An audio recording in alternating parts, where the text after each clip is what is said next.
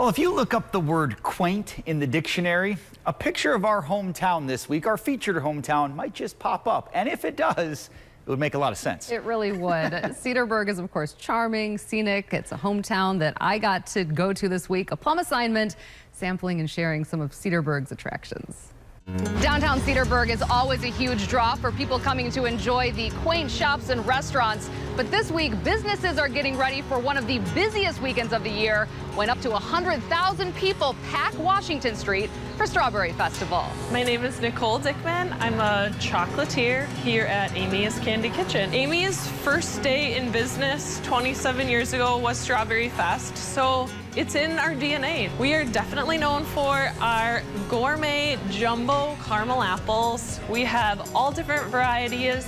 The caramel we do here is fresh every day, small batches. We make things in-house like our toffee, fairy food or sponge candy, really high quality, delicious. You can definitely taste the difference.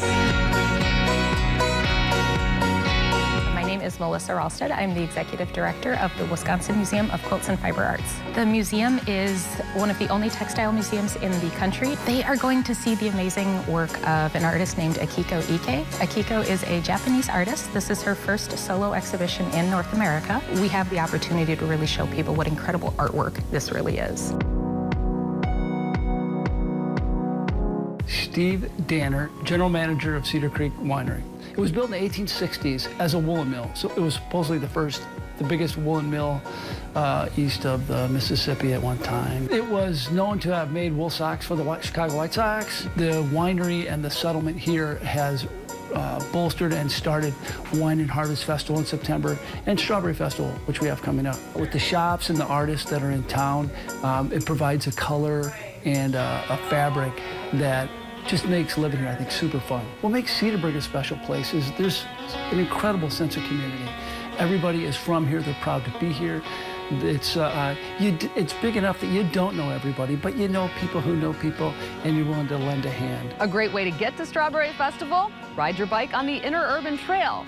Coming up on Wednesday, we're going to tell you about the 30 miles of trail that run through Ozaukee County that started as an electric rail line.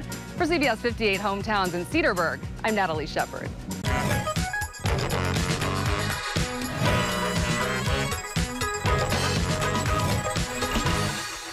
Our 58 Hometowns tour this week, stopping in Cedarburg, and as we've shown you already this week, the historic downtown is beautiful. A great place to take a walk or a bike ride. And it just so happens there's a great bike trail that passes right through the village. Take a look. This week, we're taking a look at the Interurban Trail, which runs right through the heart of downtown Cedarburg, and it has quite an interesting history. I'm here with Andrew Struck from Ozaukee County, and how did this trail get started? Yeah, really a fascinating history, Nellie. It started in actually 1908 or the early 1900s. This used to be the electric interurban rail line, and it used to take people from Milwaukee all the way up to Sheboygan on the rail line. Over the years, that ran until about the late 1940s or 1950s when the rail line was abandoned. And We Energies took over the property. They were the parent company, if you will. And we started working with them, Ozaukee County did, in the early 70s to slowly convert that to the interurban trail that you see today. And how long is the trail? Where does it start? Where does it go to? Yeah, great question. So in Ozaukee County, it's 30 miles. But you can actually connect up to the trail in Milwaukee County. It's part of their Oak Leaf Trail system. And you can also connect on the northern end of Ozaukee in Sheboygan County, still the interurban up there as well. So 30 miles in Ozaukee County, though. Well, and we're here on this beautiful bridge, and it's a great place for people to get outdoors. What do people usually use this for? Yeah, it's great. It can be used for anything. The nice thing about the Interurban Trail is it is paved, so all 30 miles are paved. So we get groups of inline skaters because they can use it. Of course, bikers, hikers, dog walkers. Anything you can imagine. Here on the bridges, we even get people fishing and stuff off the side of the trail. So especially wildlife viewing. Actually, the trail is known as a Great Wisconsin Birding and Nature Trail also. So there's a lot of place to enjoy nature. All right, well, fantastic, Andrew. Thank you so much. And this particular part of the trail happens to hop right out at Stilt House here on Washington in Cedarburg. So a great way to ride your bike down to Strawberry Fest this weekend. In Cedarburg for 58 Hometowns, I'm Natalie Shepard.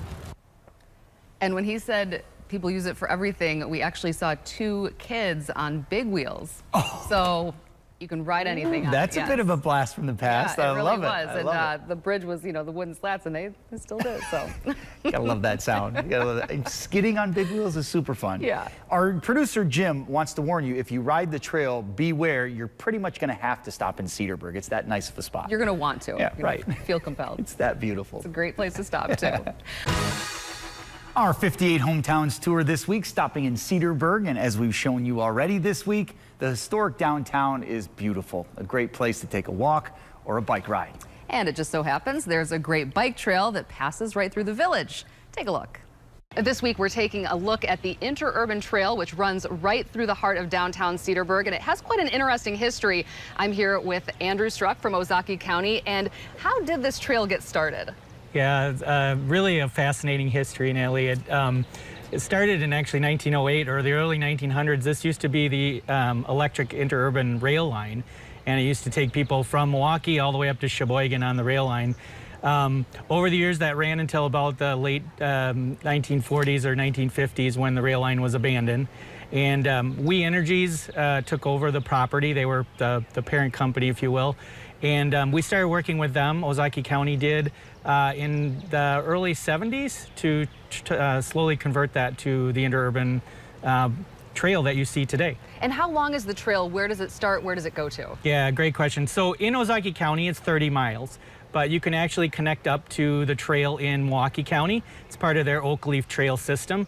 And you can also connect on the northern end of Ozaukee in Sheboygan County, still the interurban up there as well. So 30 miles in Ozaukee County, though. Well, and we're here on this beautiful bridge, and it's a great place for people to get outdoors. What do people usually use this for? Yeah, it's great. It can be used for anything. The nice thing about the Interurban Trail is it is paved, so all 30 miles are paved. So we get groups of inline skaters because they can use it. Of course, bikers, hikers, dog walkers.